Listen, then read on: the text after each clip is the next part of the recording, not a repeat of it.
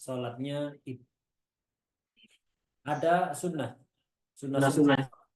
Sunnah-sunnahnya sholat itu ketika dilakukan menjadi penyempurna sholat. Ketika tidak dilakukan, sholatnya tetap sah, hanya saja kurang sempurna.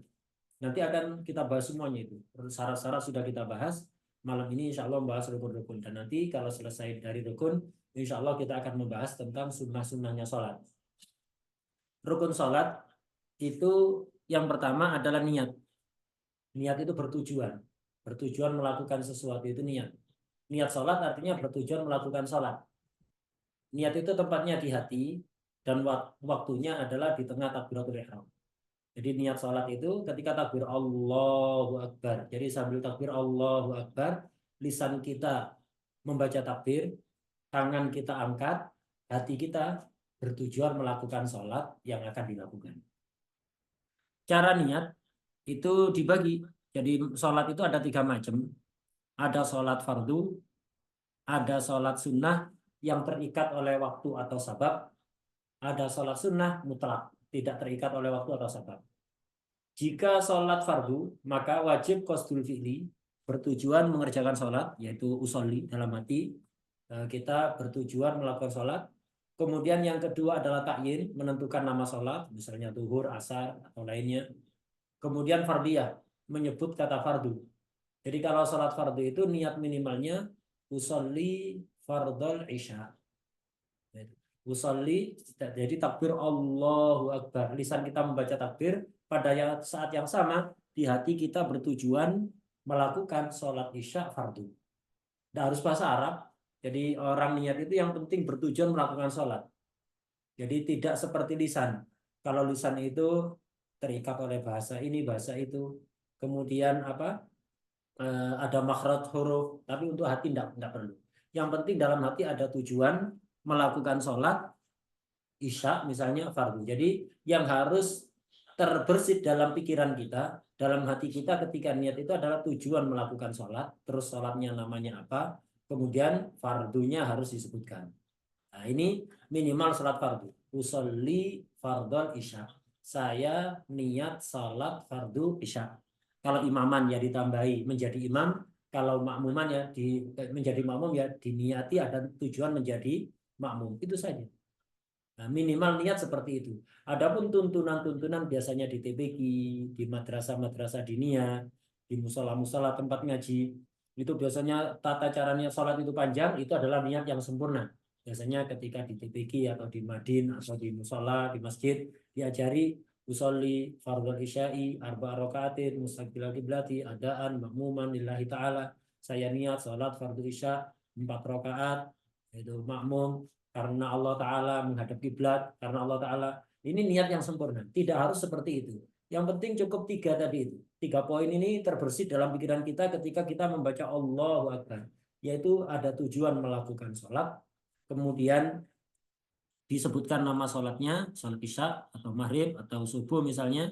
Kemudian eh, bertujuan fardiyah, menyebut kata fardu. Ini kalau sholat fardu. Jika sholat sunat yang mempunyai waktu, seperti sholat duha, atau yang mempunyai sebab, seperti sholat gerhana, sholat sunat itu ada kalanya terikat oleh waktu, seperti duha. Waktunya dari ketika matahari itu tinggi sekitar 3,5 meter, dalam pandangan mata kita, meninggi sekitar 3,5 meter dari permukaan laut misalnya, yaitu sekitar 20 menitan dari terbitnya matahari, sampai masuknya waktu duhur. Ini waktunya sholat duha. Jadi sholat yang dibatasi dengan waktu atau sholat witir dibatasi juga dengan waktu, yaitu setelah sholat isya sampai subuh. Ada sholat itu terikat oleh sabab, waktunya nggak mesti, bisa pagi, siang, sore, seperti sholat gerhana. Sholat gerhana itu disunahkan ketika ada sabab gerhana. Kalau gerhananya pagi ya sholatnya pagi, kalau gerhananya siang ya sholatnya siang, kalau gerhananya sore ya sholatnya sore, dan demikian seterusnya. Ini sholat yang memiliki sebab, baik sholat sunat yang memiliki waktu atau sholat sunat yang memiliki sebab. Yang harus terbersit dalam pikiran kita ketika niat adalah 2 hal. Pertama qasdul fi'li, yaitu bertujuan melakukan sholat, dan yang kedua adalah menentukan nama sholat, seperti sholat duha. Usolli duha, cukup. Saya niat sholat duha. Itu. Atau sebutkan rokaatnya misalnya, saya niat sholat duha 2 rakaat. atau saya niat sholat duha 4 rakaat. Cukup begitu. Tidak harus nyebutkan sunnah lillahi ta'ala menghadap kiblat, itu tidak harus. Itu kesempurnaan saja. Tapi cukup 2 itu. Jadi ada tujuan melakukan sholat dan meniatkan dalam hati kalau sholat itu nama sholatnya. Kemudian yang ketiga ada sholat sunat mutlak. Sholat sunat ini tidak terikat oleh sabab, tidak terikat oleh waktu. Kita itu diperbolehkan oleh Allah, bahkan disunahkan untuk sholat kapanpun. Sholat sunat mutlak namanya. Kecuali di 5 waktu yang diharamkan yang sudah dijelaskan pada beberapa pertemuan yang pertama lalu. Sholat mutlak itu kapan? Sekarang misalnya, saya mau sholat. Sholat apa? Ya pokok sholat gitu aja boleh. Ini namanya sholat mutlak. Tidak terikat oleh waktu, tidak terikat oleh sabab. Ini niatnya cukup qasdul fi'li saja. Usolli, itu cukup sudah. Jadi tiba-tiba saya kepingin sholat. Langsung takbir Allahu Akbar. Dalam hati saya bertujuan melakukan sholat. Tanpa harus menyebutkan rakaat, tanpa harus menyebutkan nama. Karena memang nggak ada namanya. Pokok sholat. Itu diperbolehkan. Lah nanti berarti saya sholatnya berapa rakaat? Terserah saya. Dapat 1 rakaat min salam silahkan. 10 rakaat kepingin salam silahkan, itu sholat mutlak. Jadi intinya niat itu bertujuan melakukan sholat. Kalau fardu atau sunat yang memiliki sabab atau waktu harus sebutkan namanya. Kalau sholat mutlak tidak usah disebutkan namanya. Kemudian untuk sholat fardu ada tambahan, harus meniatkan fardu. Termasuk sholat jenazah harus meniatkan fardu karena sholat jenazah termasuk fardu. Nah, jadi intinya niat itu gampang, jangan dipersulit. Jadi niat itu sangat mudah sekali sehingga tidak perlu was-was urusan niat. Begitu juga urusan najis. Nah, urusan najis tidak saya bahas karena ada kelas sendiri insya Allah yang membahas tentang toharoh. Nah, untuk urusan sholat ini perlu saya detailkan. Kita keluar sebentar dari materi yang tertulis di situ. Jadi niat itu sangat mudah. Orang disuruh sholat harus niat. Itu sebenarnya tanpa diharuskan pun mesti niat. Orang itu pokok akalnya waras, dia ketika melakukan ibadah mesti ada niat.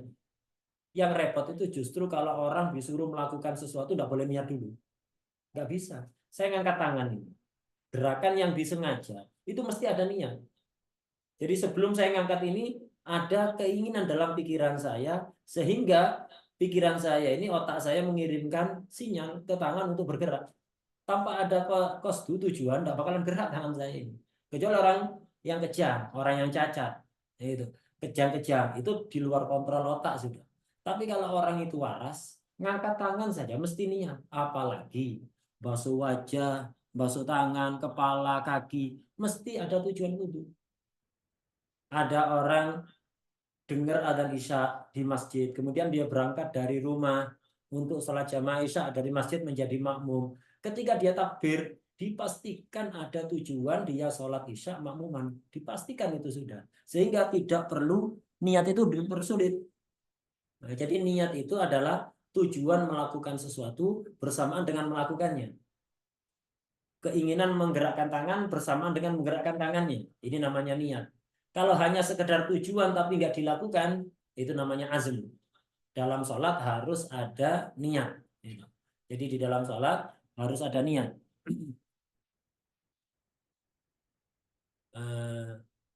Jadi sekali lagi niat itu mudah. Niat dalam wudhu, niat dalam sholat. Karena itu nggak perlu was-was. Jadi ketika misalnya saya bangun tidur karena dengar adzan subuh misalnya. Saya dengar adzan subuh, akhirnya saya bangun. Bangun ingin melakukan sholat, ingin wudhu dulu kemudian sholat. Udah, begitu saya bangun itu dalam hati saya sudah ada pikiran akan melakukan wudhu. Karena hanya sekedar keinginan tujuan, belum wudhu, belum basuh muka, berarti ini disebut azan. Nggak cukup. Nah, nanti ketika nyampe di tempat wudhu, kemudian saya buka keran, itu saya ambil air, saya basuhkan ke wajah, mesti sudah ada niat wudhu. Sehingga nggak usah dipersulit.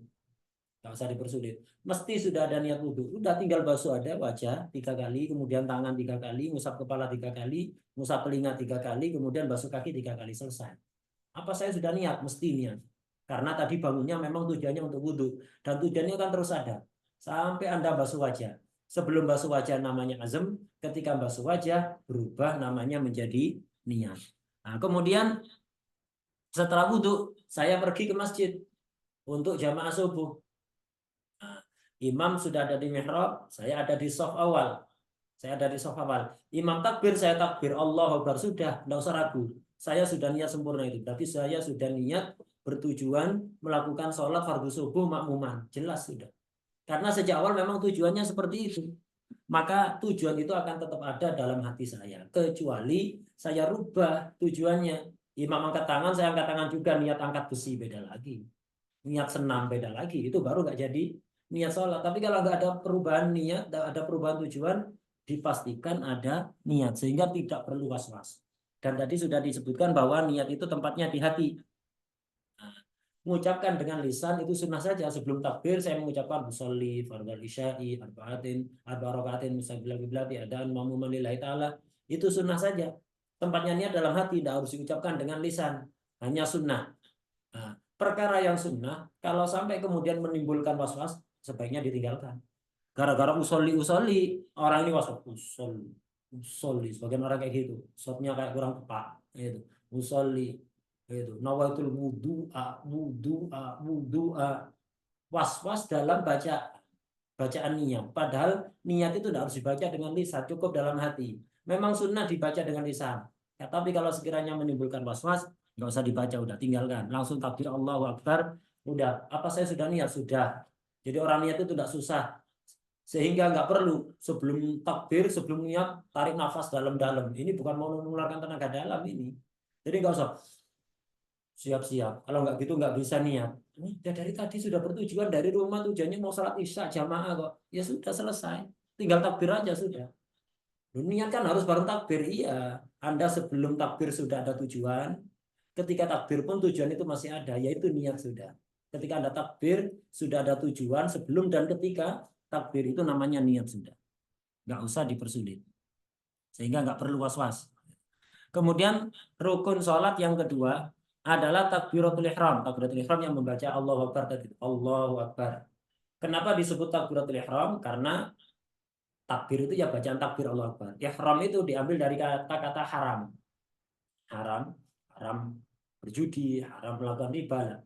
Takbir yang menyebabkan haram. Kenapa disebut takbiratul ihram? Ya, karena takbir itu mengharamkan hal-hal yang sebelumnya halal, seperti makan dan lainnya.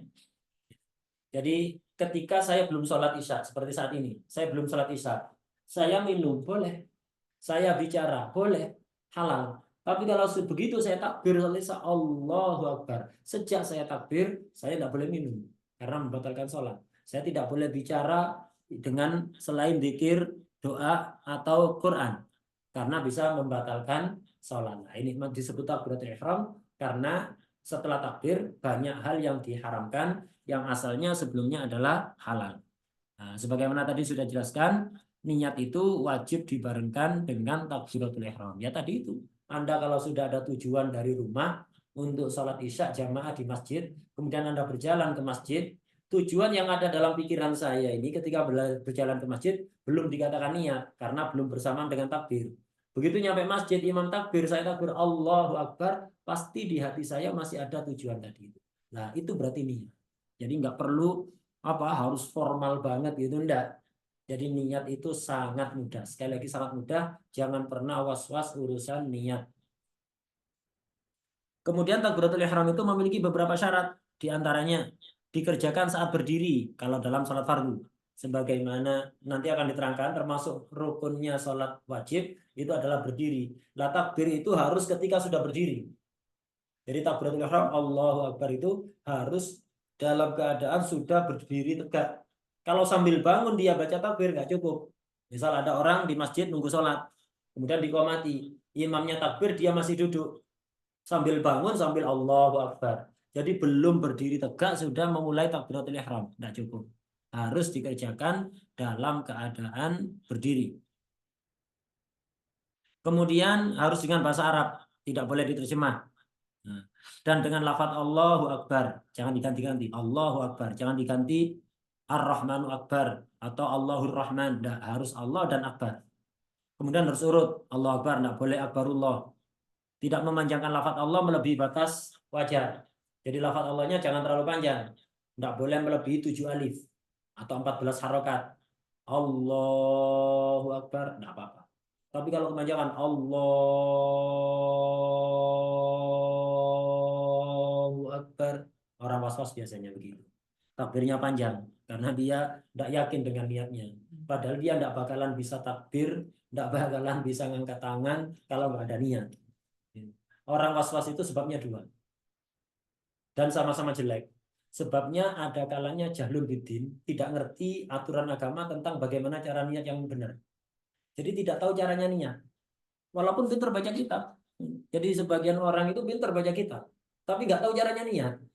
Nah, jadi sebabnya apa kata Imam Ghazali, sebabnya orang waswas itu dua, khobalun fil akal atau jahlun fiddin, tidak ngerti ilmu agama atau mengalami gangguan akal. Itu akalnya mengalami kelainan.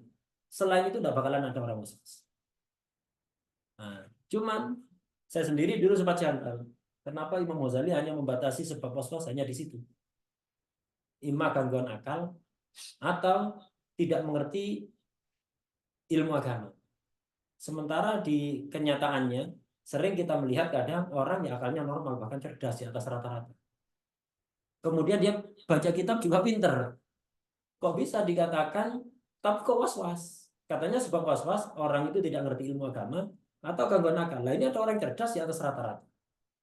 Dan apa? Pinter baca kitab.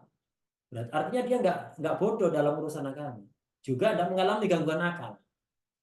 Kenapa kok bisa was-was? Itu tadi ternyata yang dimaksud adalah tidak mengerti urusan agama, ilmu agama, maksudnya ilmu agama tentang cara niat. Jadi tidak ngerti caranya niat. Intinya begitu, jangan bikin ini. Tidak ngerti caranya niat. Ini orang yang was-was beneran. Orang was-wasnya beneran. Itu sebabnya dua. Ada orang was-was itu apa? Bukan was-was beneran. Cuman dipermainkan setan aja dia. Itu. Nggak was-was beneran. Kalau yang was-was beneran sebabnya hanya satu. Satu, nggak ngerti caranya niat. Bahwa niat itu sangat mudah. Dia tidak akan bisa tidak akan ngangkat tangan untuk takbir kemudian baca Fatihah kecuali ada niat dalam hati. Nggak ngerti bahwa niat itu seperti itu. Dikira niat itu harus tarik nafas dalam-dalam, harus siap banget, itu. Kemudian harus formal sekali, udah.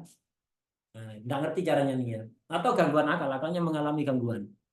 Itu sebabnya. Ini yang was-was yang beneran. Ada was-was itu gara-gara dipermainkan setan. Nah, kalau ini beda. Tandanya was-was itu yang bukan karena nggak ngerti caranya niat, kemudian bukan gangguan akal, tapi nuruti bisikan setan.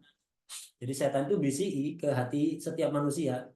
Jadi hati kita itu di sebelah kanan dibisiki malaikat untuk melakukan yang baik-baik, di kiri dibisiki setan untuk melakukan yang buruk-buruk. Nah, orang ini lebih percaya omongan setan. Lebih pakai telinga kirinya, telinga kiri hatinya. Lebih mendengarkan omongan setan. Ketika takbir Allah Akbar, lihat kamu belum sah. Setan itu bilang gitu. Kurang ininya, kurang itunya, kurang ininya. Nah, itu dituruti. Nah, ini was-was yang apa? Was-was bukan was-was beneran ini, tapi karena nuruti bisikan setan. Tandanya apa? Kalau orang yang was-was beneran itu, walaupun imam menjelang ruku tetap was-was. Jadi sejak awal imam takbir Allah Akbar ya Allah, Allah, Allah. Imam sudah hampir baca surat tetap Allah, Allah, Allah. Imam ruku pun tetap was-was. Sampai kadang imam salam tetap was-was. Itu was-was yang beneran itu gara-gara nggak ngerti caranya niat atau karena mengalami gangguan akal. Ada was-was yang karena nuruti bisikan setan. Tandanya apa? Yaitu kalau imam baru takbir dia was-was Allah, Allah, Allah. Imam baca surat Allah, Allah. Kalau imam sudah menjelang ruku langsung sah Allah Akbar langsung ruku. Lucu. Kalau imam masih awal-awal baca Fatihah, awal-awal baca surat was-was. Tapi kalau imam mau ruku langsung jadi takbirnya. Dan itu terulang berhari setiap hari begitu. Ini bukan was-was. Dia nuruti bisikan setan. Orang kayak gini perlu memperbanyak minta perlindungan kepada Allah dari bisikan setan gitu aja. Kalau orang gangguan akal, ya diobati akalnya. Kalau orang nggak ngerti caranya niat, cukup diajari, selesai. Tapi kalau orang nuruti bisikan setan ini, ya harus dia sendiri berusaha melawan. Jangan percaya. Nah, jadi apa? Takbir itu adalah dengan lafaz Allah dan Akbar, kemudian urut Allah Akbar, jangan dibalik Akbarullah, tidak boleh memanjangkan lafaz jalalah terlalu panjang. Allah seperti was-was itu. Allahnya panjang sekali. Itu kalau sampai melebihi 14 harokat atau 7 alif, itu tidak sah, itu batal. Harus diulang takbirnya. Jadi jangan terlalu panjang. Kalau sekedar Allahu Akbar itu masih tidak apa-apa, masih tolerir. Kemudian tidak boleh memanjangkan baknya lafaz akbar. Allahu Akbar. Jangan Allahu Akbar. Nah, ini nggak boleh. Baik untuk takbirnya sholat atau untuk takbiran hari raya. Nggak boleh. Banyak kadang-kadang di musola itu takbirnya baknya dipanjangkan. Ini merusak artinya itu. Artinya berubah kalau Allahu Akbar tanpa dipanjangkan baknya Allah Maha Agung, Maha Besar. Tapi kalau Allahu Akbar, Akbar itu artinya kalau dipanjangkan menjadi gendang, artinya gendang ketipung itu. Tidak Allah ketipung, rusak artinya. Jadi nggak boleh dipanjangkan. Jadi kalau takbiran misalnya Allahu Akbar, Allahu Akbar, Allahu Akbar, baknya dipanjangkan. Ini tidak diperbolehkan. Kemudian tidak mentasdid huruf ba. Jadi baknya tidak perlu tasdid. Allahu Akbar. Jangan Allahu Akbar. Allahu Akbar. Baknya ditasdid. Tidak boleh. Kemudian tidak menambah wawu sukun atau berharokat di antara dua kalimat takbir. Jadi jangan ditambahi wawu. Allahu Akbar atau Allahu Akbar. Wawu yang sukun atau wawu yang fathah. Sama-sama nggak boleh. Allahu Akbar atau Allahu Akbar.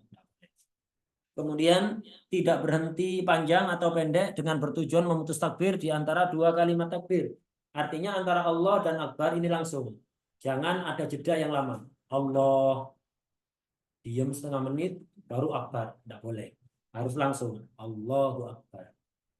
Jangan terpisah dengan pisah yang lama, diam yang lama, atau diam sebentar dengan tujuan memutus takbir. Kemudian mendengar semua huruf-huruf takbir.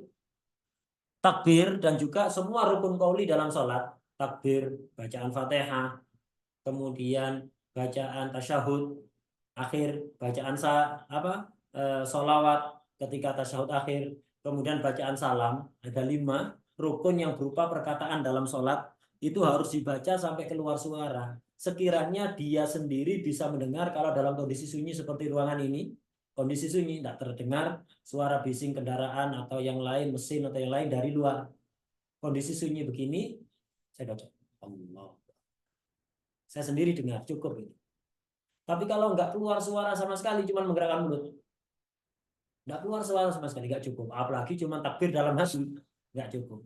Harus keluar suara sekira saya sendiri itu mendengar kalau kondisinya sunyi. Kalau saya tidak mendengar gara-gara mengalami gangguan pendengaran, atau gara-gara suara berisik dari kendaraan atau mesin atau orang berbicara, tidak ada masalah. Pokok ukurannya seandainya sunyi saya mendengar. Tapi nggak usah keras-keras, nggak usah keras-keras kecuali imamnya dikeraskan biar makmum tahu kalau imamnya sudah takbir. Kalau makmum atau salat sendiri nggak usah keras-keras. Itu cukup biasa aja Allah Akbar itu. Nggak usah sebagian orang was-was lagi. Itu orang was-was biasanya takbirnya kencang sekali saat masjid kedengaran semua. Itu. Nah, takutnya di sampingnya ada orang yang punya sakit jantung, nanti bisa kena serangan jantung gara-gara kaget itu.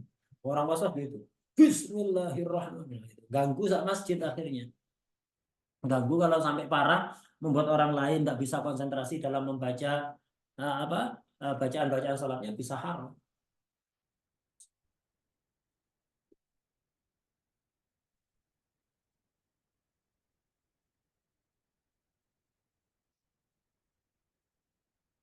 Jadi takbir sekali lagi harus dibaca sampai keluar suara.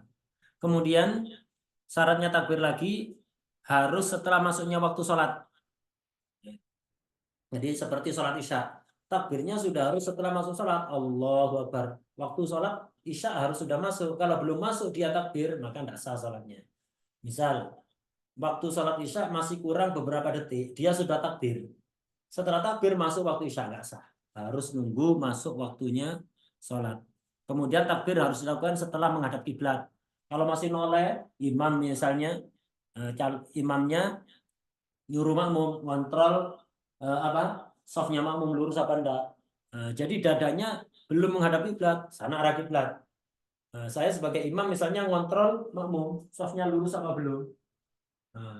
Kemudian sebelum dada saya lurus ke arah kiblat, masih menghadap ke kanan, ke arah makmum, Saya sudah takbir Allahu Akbar. Tidak boleh.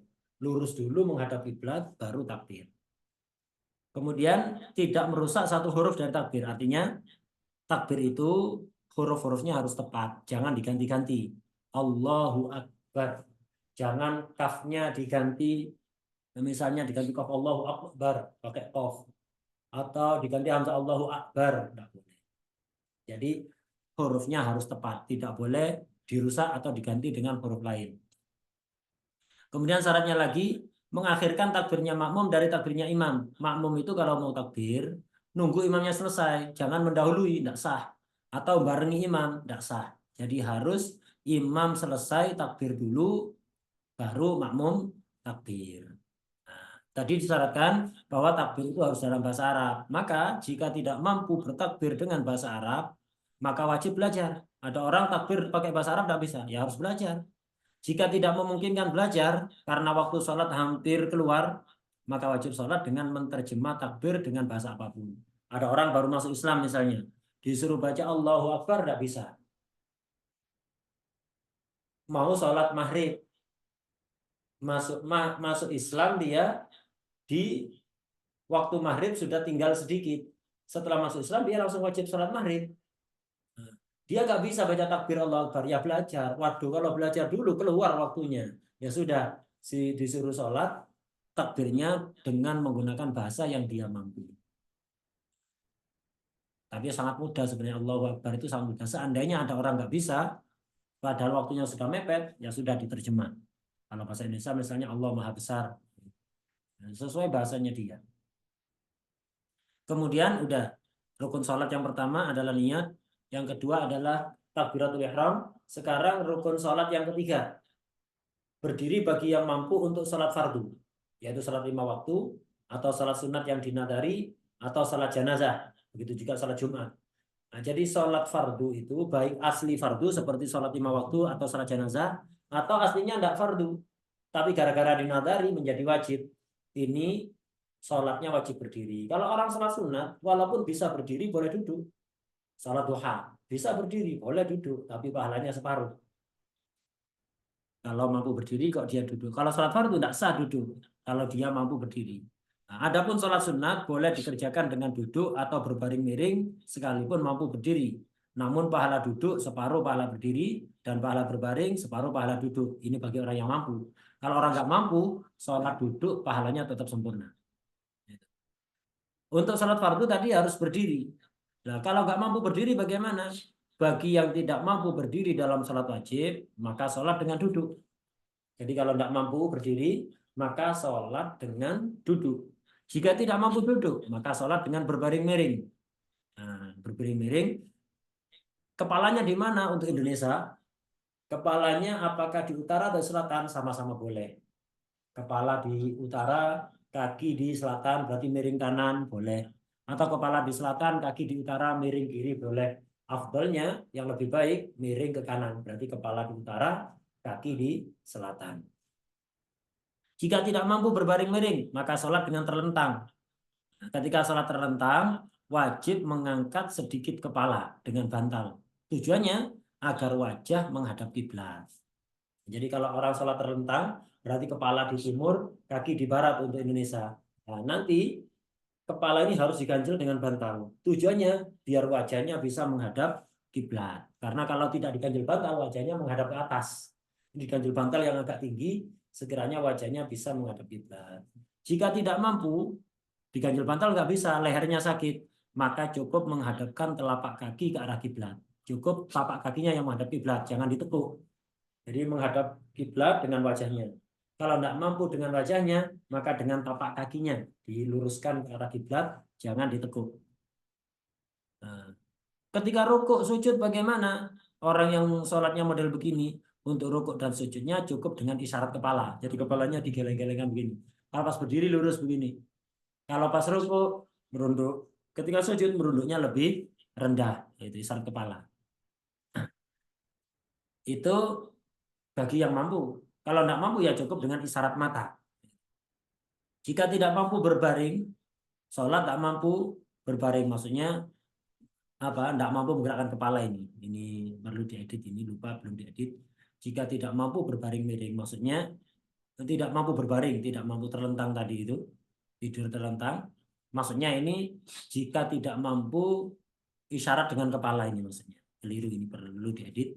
Jadi jika tidak mampu menggerakkan kepala, maka sholat dengan menggerakkan mata. Dan tadi ketika tidurnya berbaring, rukuk sujudnya dengan menggerakkan kepala begini.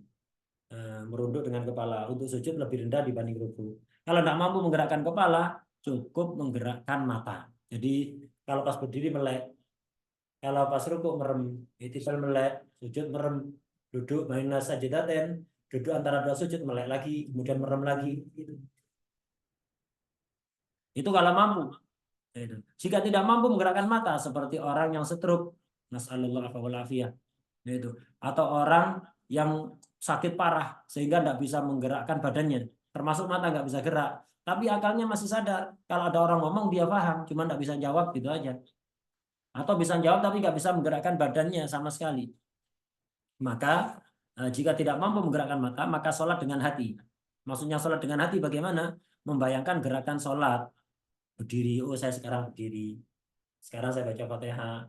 Sekarang saya ruku dan seterusnya. Dalam hati dibayangkan begitu. Itu bagi orang yang sudah nggak mampu tahapan-tahapan yang disebutkan sebelumnya. Nah ini apa? Rukunnya sholat yang nomor 3. Nomor 1, niat. Nomor 2, takbiratul ihram. Nomor 3 adalah berdiri. Ya, rukun sholat yang nomor 4 adalah membaca Fatihah. Membaca Fatihah ini di setiap rakaat.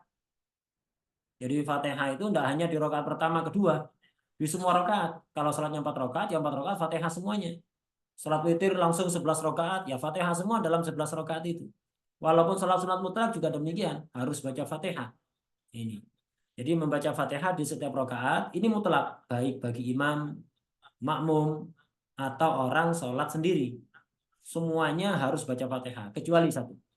Kecuali makmum masbuk.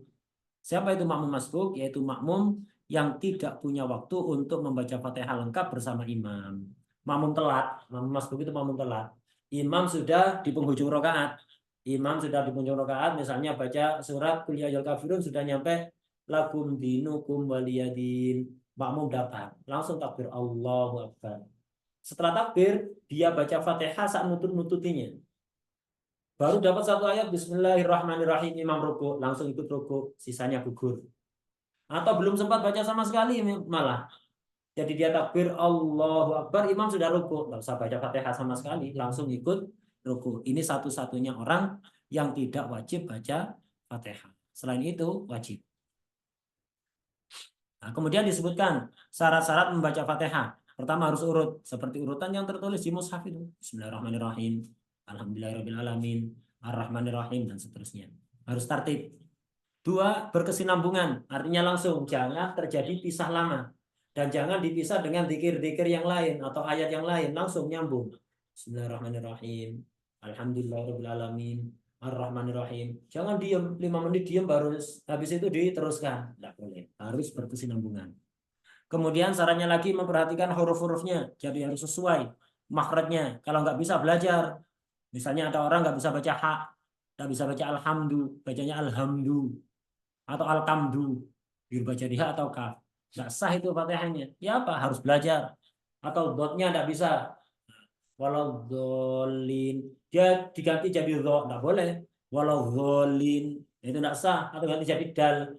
Walau dolin, nah itu nggak sah. Harus pakai dot dan semua huruf-hurufnya harus tepat, harus tepat. Kalau nggak bisa harus belajar. Kemudian memperhatikan tasdid-tasdidnya, artinya huruf yang bertasdid harus ditasdid. Kalau tidak ditasdid maka tidak sah bacaan Fatihahnya. Alhamdulillahi, alhamdulillahi, tidak boleh lillahi.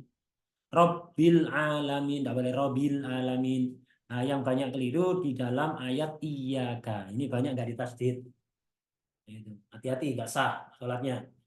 Iyyaka na'budu wa iyyaka nasta'in. Tapi nggak usah lebay. Iyyaka na'budu wa iyyaka. Nggak usah kayak gitu juga. Jadi biasa aja. Iyyaka na'budu wa iyyaka nasta'in. Iya-nya ditasdid. Banyak orang bacanya iyyaka na'budu wa iyyaka nasta'in. Tidak ada tasdidnya sama sekali, nggak sah. Fatihahnya nggak sah. Kalau nggak diulang dengan benar, maka sholatnya juga nggak sah.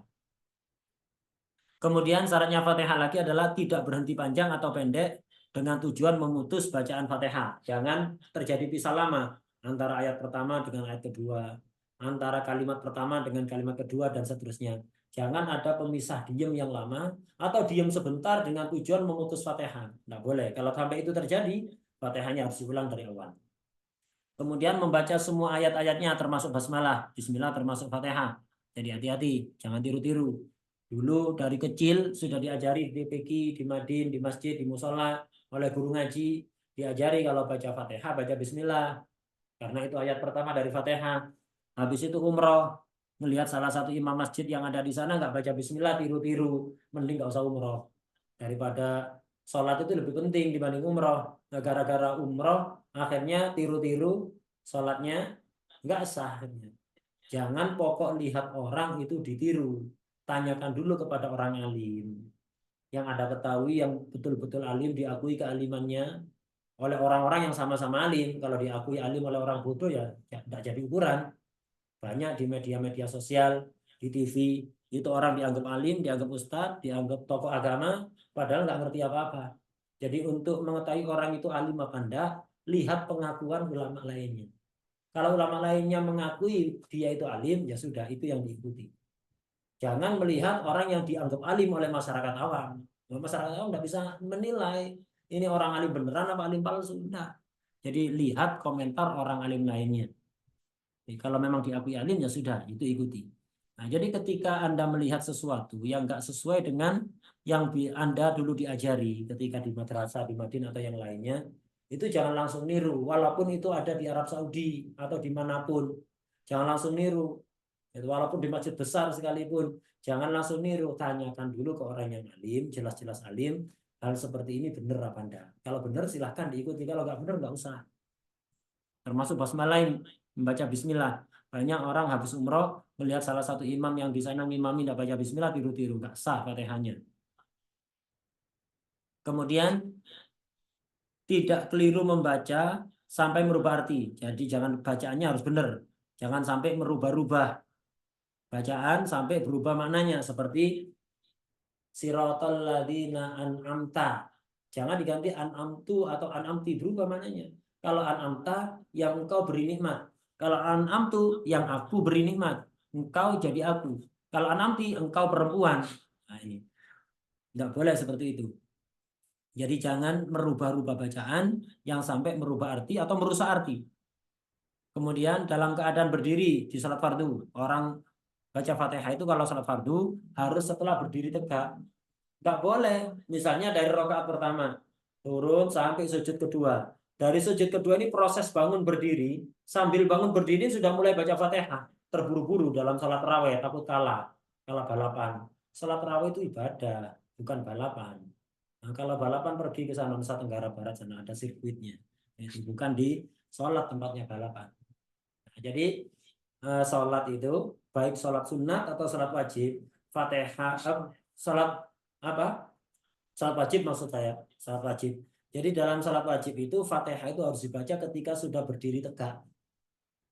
Berdiri tegak baru baca Fatihah. Tidak boleh sambil bangun sudah mulai Fatihah. Tidak boleh. Nunggu tegak dulu. Kemudian mendengarkan semua huruf-hurufnya. Sama kayak takbir tadi. Fatihah ini rukun qauli, rukun yang berupa ucapan. Sehingga dari awal bismillah sampai waladdallin itu harus bacaannya terdengar oleh dia sendiri kalau sekiranya kondisi sunyi. Tidak ada suara berisik dan tidak ada pendengaran gangguan. Tidak ada apa gangguan pendengaran. Ini syaratnya Fatihah. Kemudian syarat berikutnya tidak disela-selai dengan bacaan zikir yang lain. Jangan disela-selai zikir yang lain. Misalnya Bismillahirrahmanirrahim. Alhamdulillahirabbil alamin. Bersin. Karena bersin dia baca alhamdulillah. Tidak boleh ini. Nah, itu nanti aja alhamdulillahnya. Sementara teruskan dulu Fatihahnya. Kalau sampai Anda baca alhamdulillah, tidak batal sholatnya karena itu zikir. Tapi membatalkan Fatihah. Sholatnya tidak batal. Nah, lantas yang harus dilakukan apa? Ngulangi Fatihah dari awalnya. Sholatnya nggak usah diulang takbirnya. Cukup Fatihahnya saja. Nah, kemudian bagi yang tidak mampu membaca Fatihah, apa yang harus dilakukan? Kalau takbir tadi, kalau tidak mampu takbir harus belajar. sudah belajar tidak mampu atau waktunya mepet, diterjemah. Kalau karena takbir bukan ayat Al-Quran, tapi kalau Fatihah ini Quran, tidak boleh diterjemah. Jadi sehingga kalau orang tidak mampu baca Fatihah karena misalnya baru masuk Islam misalnya, maka bagaimana? Ya harus belajar dulu, harus belajar sampai waktu mepet. Nanti kalau waktu mepet baru ini mengganti dengan 7 ayat lain dari Al-Quran yang huruf-hurufnya berjumlah sama atau melebihi huruf-huruf Fatihah. Jadi kalau nggak bisa baca Fatihah, harus belajar sampai waktu mepet. Kalau udah mepet nggak bisa, maka dia harus baca 7 ayat yang lain.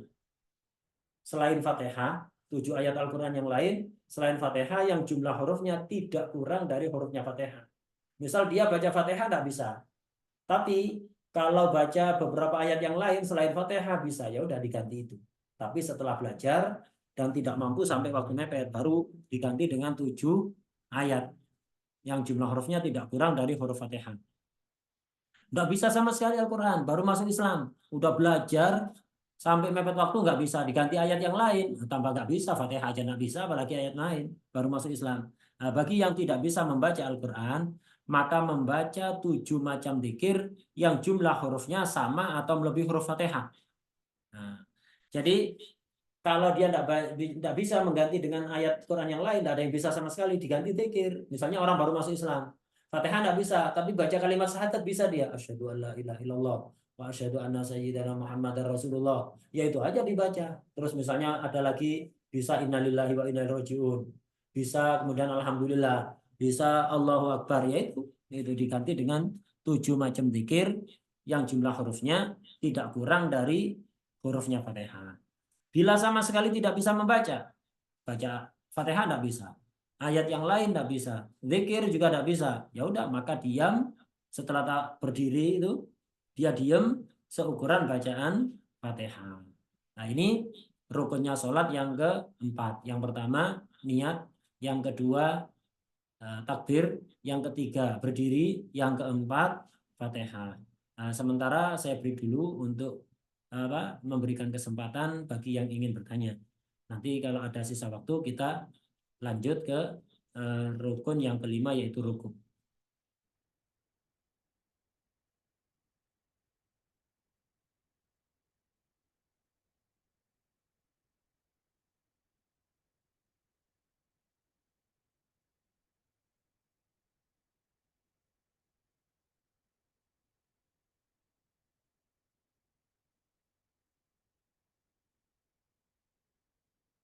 Nah Nah, ini ini ada ada pertanyaan pertanyaan masuk.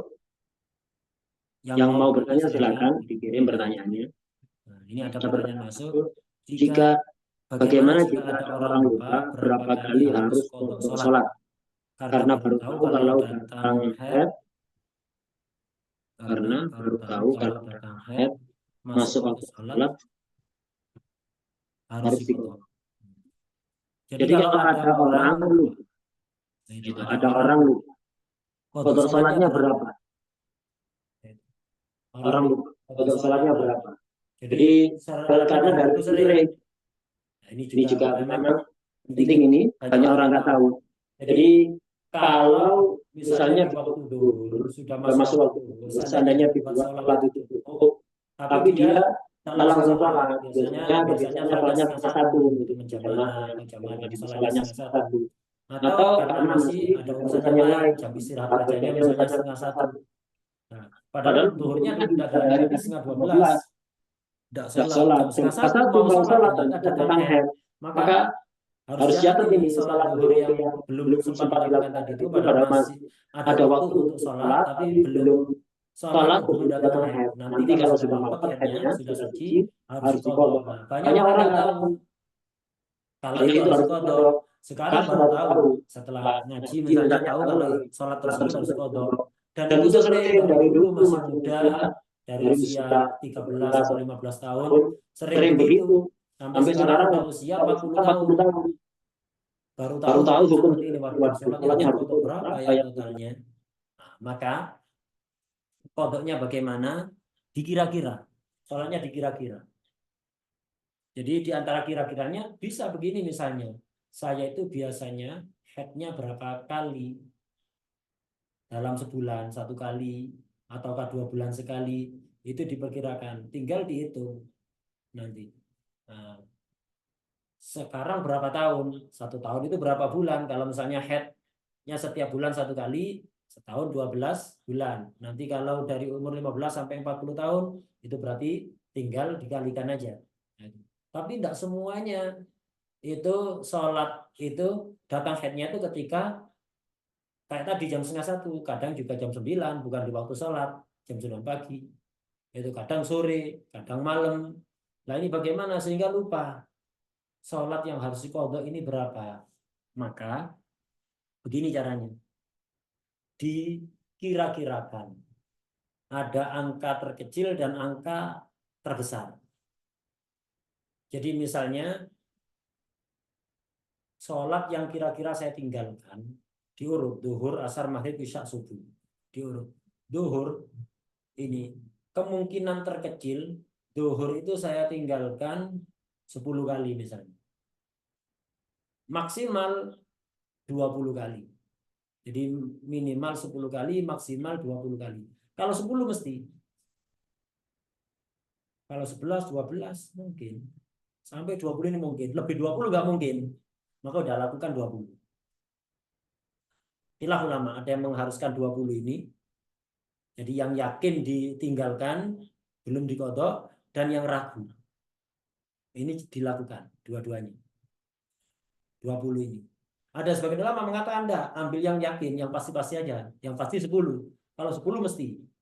11 sampai 20 ini enggak yakin saya. Mungkin iya, mungkin tidak. Kalau lebih dari 20, 21 enggak mungkin.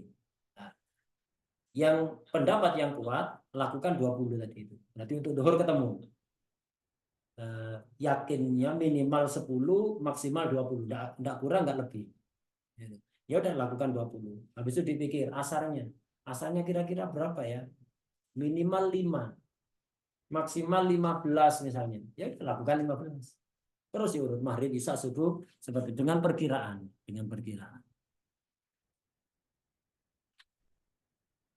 Kemudian apakah ada perbedaan pendapat mengenai jika berhenti haid asar maka zuhur harus diqodho, atau berhenti haid isya maka maghrib diqodho? Maksud saya tanya di sini, jika kita seorang guru madrasah, apakah hal ini perlu disampaikan? Ustaz Afan, terima kasih. Iya, perlu disampaikan ini. Jadi harus, banyak yang tidak tahu hal ini. Banyak yang nggak tahu. Jadi wajib diqodho itu. Ketika berhenti di asar, asarnya lakukan, duhurnya qodho karena bisa dijamak.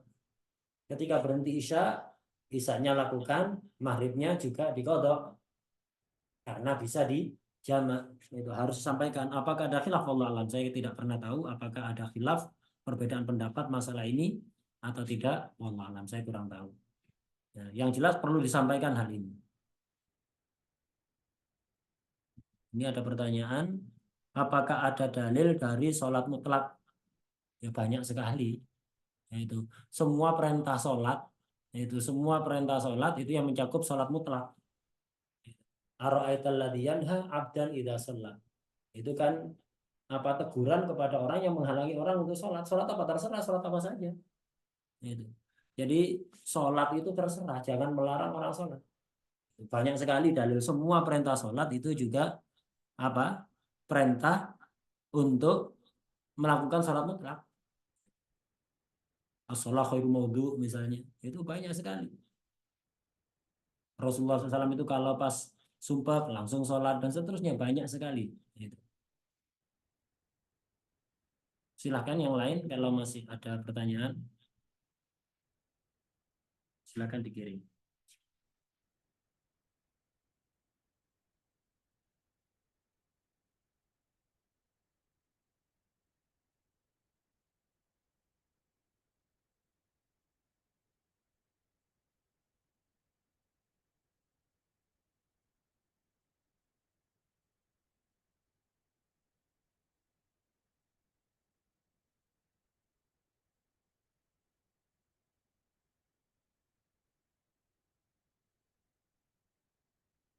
Ini ada pertanyaan, bagaimana jadi masbuk yang benar saat imam sudah sujud?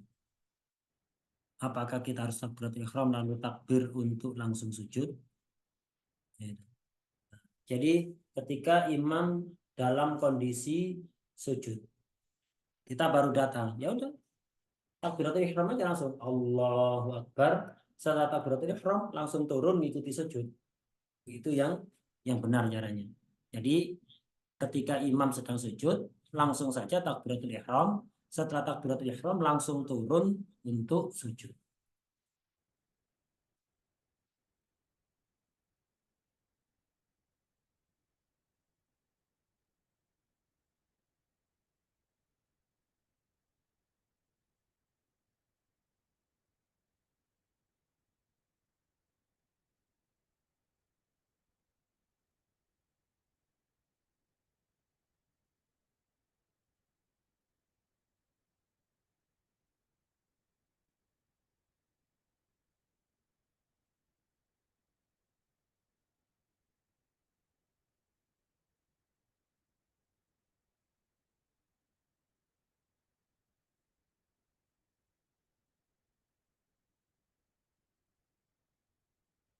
Dipersilakan kalau masih ada pertanyaan.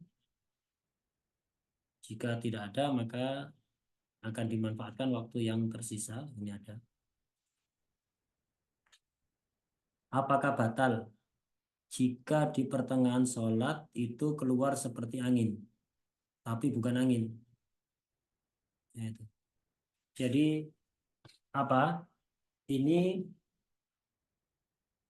kalau yakin keluar angin dari salah satu dua jalan itu, jalan depan atau jalan belakang, kalau yakin maka sholatnya batal. Jika tidak yakin maka tidak batal. Ragu apakah keluar angin atau tidak, sepertinya keluar, sepertinya tidak yakin. Maka tidak usah dituruti, nanti bisa jadi was-was. Nah, pernah hal ini apa? Eh, Sebagaimana sabda Rasulullah SAW, yaitu fala yakhruj hatta yajida rihan au yasma'a sautan. Jadi kalau orang itu ragu keluar angin atau tidak, maka udah jangan keluar dari sholat, jangan dibatalkan sholatnya, kecuali dia apa mendapati ada bau angin itu tadi, atau mendengar suara angin tadi, hatta yajida rihan au yasma'a sautan. Jadi nggak usah dibatalkan, lanjut aja sholatnya, nggak usah dituruti. Karena kalau dituruti itu was-was, karena memang setan itu begitu. Dia akan berusaha mengganggu orang yang sedang sholat. Itu dengan cara itu tadi, dia membawa semacam bulu itu digoreskan ke apa area sekitar kemaluan orang yang sholat, sehingga dia kayak ada angin. Kalau yakin ada angin dengan karena ada suaranya atau ada baunya, atau yakin dia merasakan ada anginnya, itu maka apa eh, batal sholatnya. Tapi kalau ragu tidak usah dibatalkan, lanjut aja sholat.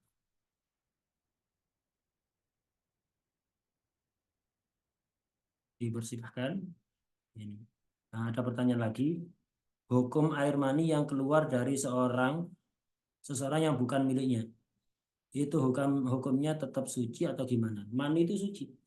Baik mani dia sendiri atau maninya orang itu suci, kecuali jika bercampur madhi. Kalau mani bercampur madhi itu maka najis. Tapi jika murni mani, baik maninya dia sendiri atau mani pasangannya, mani orang lain, nah itu hukumnya suci.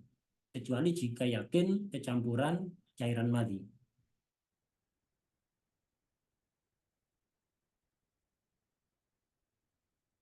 Seperti seorang istri misalnya habis melakukan hubungan dengan suaminya. Ini sering terjadi.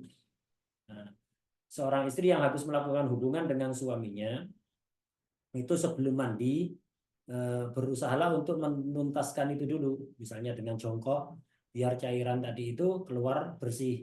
Nah itu baru mandi. Karena kalau tidak begitu kadang-kadang sudah mandi, setelah mandi keluar lagi cairan. Nah, maka kalau keluar lagi untuk sucinya tetap suci, kecuali jika yakin tadi kecampuran madi, baik madinya suami atau madinya si istri. Nah, itu. Kalau tidak ada keyakinan seperti itu, hukumnya suci. Nah, kalau dia habis melakukan huban badan, kemudian langsung mandi, setelah mandi kok keluar cairan lagi, maka wajib mandi lagi. Wajib mandi lagi karena yang keluar itu maninya dia yang kecampur dengan mani pasangannya. Kemudian pertanyaan berikutnya, saat sedang sholat jamaah, sebelah kita anak-anak tiba-tiba ngobrol atau main dengan temannya. Apa boleh kita ingatkan dengan pegang pundaknya agar mereka tenang? Boleh saja kalau kita bicara boleh, boleh kita ingatkan, kita pegang pundaknya, tapi dihindari apa? Dihindari gerakan 3 kali berturut-turut. Jadi dipegang gini aja dengan satu gerakan. Nah, atau misalnya didulit begitu, nah itu dengan satu gerakan, tidak apa-apa. Pokok hindari 3 gerakan berturut-turut. Kemudian pertanyaan berikutnya, sehabis bekam, nunggu darahnya tidak keluar lagi. Apa harus dibersihkan dengan air atau darah kering di bawah sholat tidak apa-apa? Jadi apa? Darah bekam yang kadang setelah bekam itu masih keluar sedikit-sedikit, itu makfu. Jadi darah sisa bekam itu yang ada itu makfu. Asalkan ketika bekam tadi itu darahnya nggak dilewer kemana-mana, nggak menyebar kemana-mana. Nah, jadi rapi kayak bekam yang sekarang itu kan biasanya ditusuk-tusuk, habis itu kayak ada gelas begitu, disedot begitu, nah numpuk ada di situ. Nanti ketika dibersihkan biasanya sekitar gelasnya itu dikasih tisu dulu, kemudian diangkat gelasnya dan langsung diusap dengan tisu. Kalau seperti itu, darahnya tidak menyebar kemana-mana, tidak ada masalah. Ya itu, nggak ada masalah. Jadi darahnya itu makfu, tidak harus Anda mandi dulu, karena setelah bekam langsung mandi itu juga nggak bagus, karena pori-porinya masih banyak yang terbuka, jadi nggak bagus langsung mandi. Jadi ya udah, langsung sholat aja, makfu. Beda kalau kurang hati-hati. Jadi setelah dinumpuk ada di gelas itu, tidak dipersiapkan dulu tisunya, tidak dipersiapkan dulunya, atau ngambilnya nggak hati-hati, diambil akhirnya darahnya nyebar kemana-mana. Nah, kalau seperti itu tidak maafu, yang mau tidak mau harus dibersihkan dengan air kalau seperti itu. Silakan, masih ada sedikit waktu, sekitar 7 menit. Kalau masih ada pertanyaan yang lain.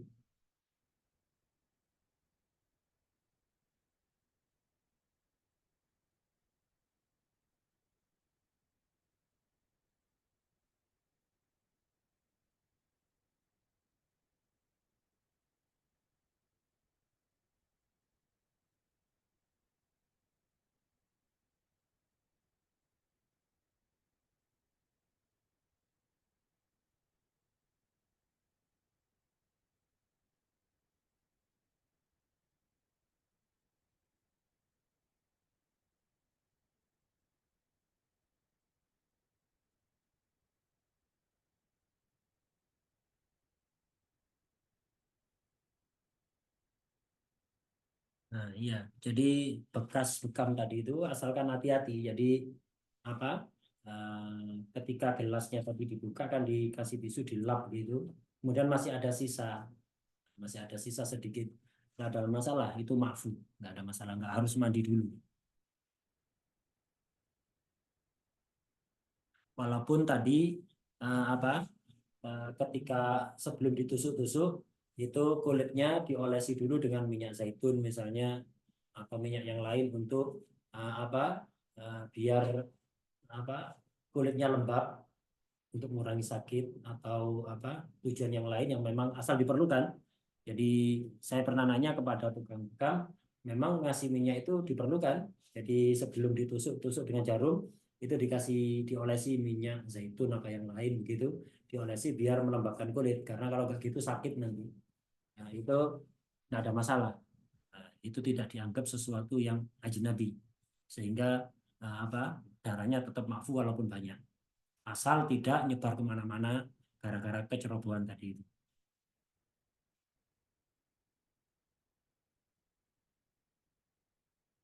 Dipersilakan, masih ada waktu 4 menit.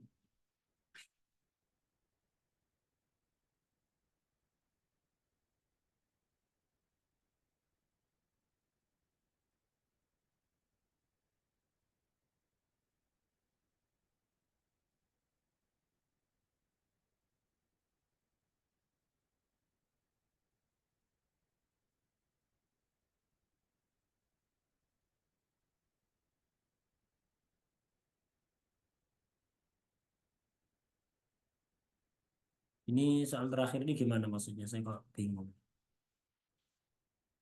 Afwan, Anda pernah dengar kalau kita pakai minyak, maka makfu jika kita langsung wudhu misal.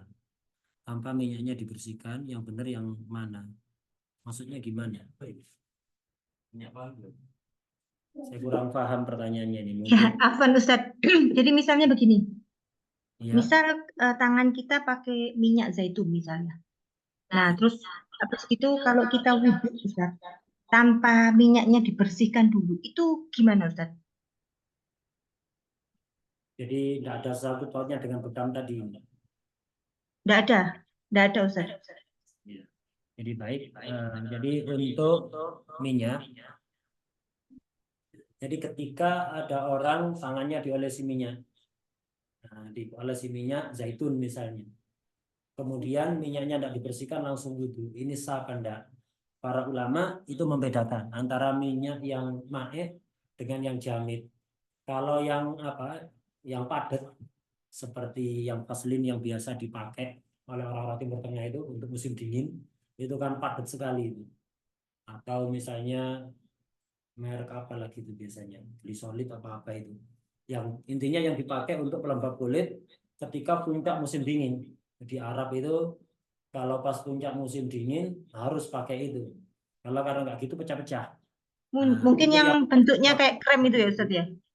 model Yang seperti krem. itu nggak bisa langsung wudhu, harus bersihkan dulu. Tapi kalau yang kayak model minyak zaitun itu nggak apa-apa langsung wudhu. Karena seperti minyak zaitun itu nggak menghalangi air. Jadi dia nggak menghalangi air. Ketika dibasuh dengan air itu sebenarnya kena kulitnya itu. Jadi kalau seperti hanya sekedar minyak zaitun itu boleh nggak apa-apa langsung wudhu tanpa harus membersihkan minyaknya dulu.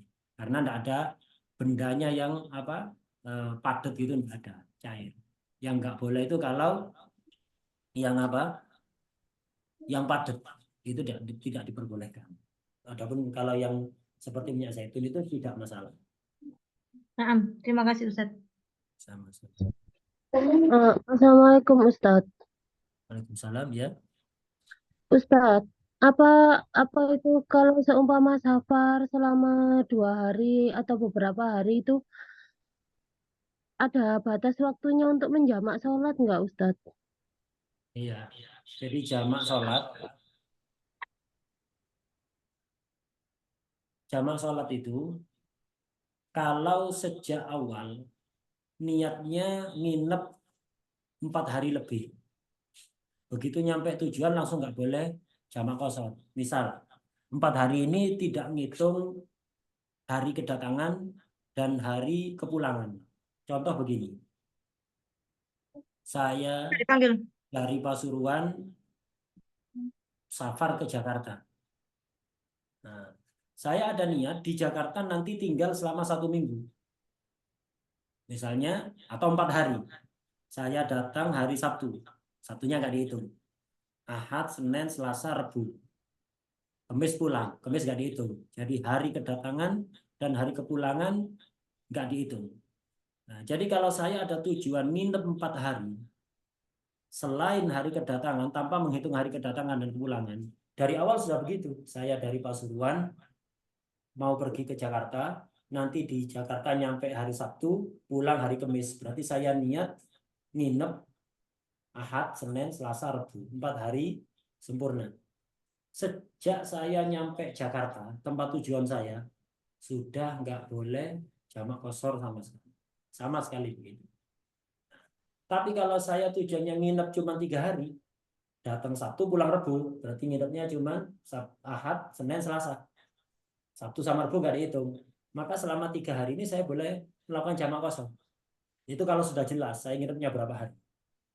Kalau saya sejak awal sudah menetapkan akan nginep 4 hari, sejak nyampe sudah nggak boleh jamak kosor. Tapi kalau sejak awal saya menetapkan niat nginep nggak sampai 4 hari, 3 hari, 2 hari, maka saya boleh jamak kosor. Walaupun sudah nyampe tujuan perjalanan saya itu. Nah, kalau nggak ada niat, jadi nggak jelas. Saya pergi ke Jakarta itu masih bingung nginep berapa hari ya, masih bingung. Nyampe sana dikatanya mau nginep berapa hari nggak tahu. Mungkin yang lihat keadaan lah. Nah, kalau betah ya nanti nginep 5 hari misalnya. Kalau nggak betah ya 2 hari, sehari 2 hari, 3 hari pulang. Nggak jelas. Jadi dia nginepnya berapa hari nggak jelas. Tergantung mood. Maka orang kayak gini boleh jamak qasar selama belum lewat 4 hari. Selama belum genap 4 hari. Tanpa menghitung hari masuk dan hari keluar. Kalau udah lewat 4 hari, nggak boleh jamak qasar lagi sudah. Nah itu penjelasannya. Batasnya 3 hari Ustadz ya? Pokok nggak sampai 4 hari. Jadi misalnya kalau nggak ada ketetapan kayak tadi saya nyampe Jakarta nggak jelas. Saya ini mau nginep berapa hari nggak jelas. Tergantung mood saya. Kalau nanti betah ya sampai 5 hari. Kalau nggak betah ya 2 hari pulang. Nah, sehari lewat, saya boleh jamak qasar. 2 hari lewat, saya boleh jamak qasar. Sampai 3 hari, saya boleh jamak qasar. Yang penting belum jelas saya ini akan melewati 4 hari. Kemudian hari keempat saya masih bingung. Pulang hari ini, apa besok masih bingung. Maka saya boleh jamak qasar sampai genap 24 jam kali 4. 4 hari berarti. Nah, Ustadz.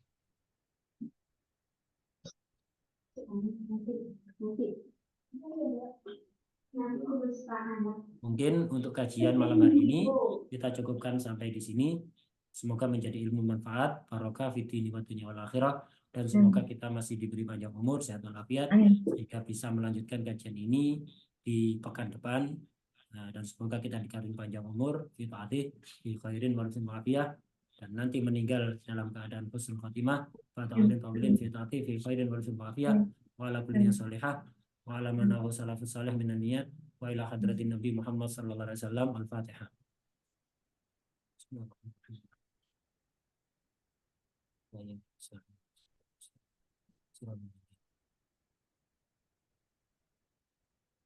Assalamualaikum warahmatullahi wabarakatuh. Subhanaka bihamdika asyhadu an la ilaha illa anta astaghfiruka wa atubu ilaik.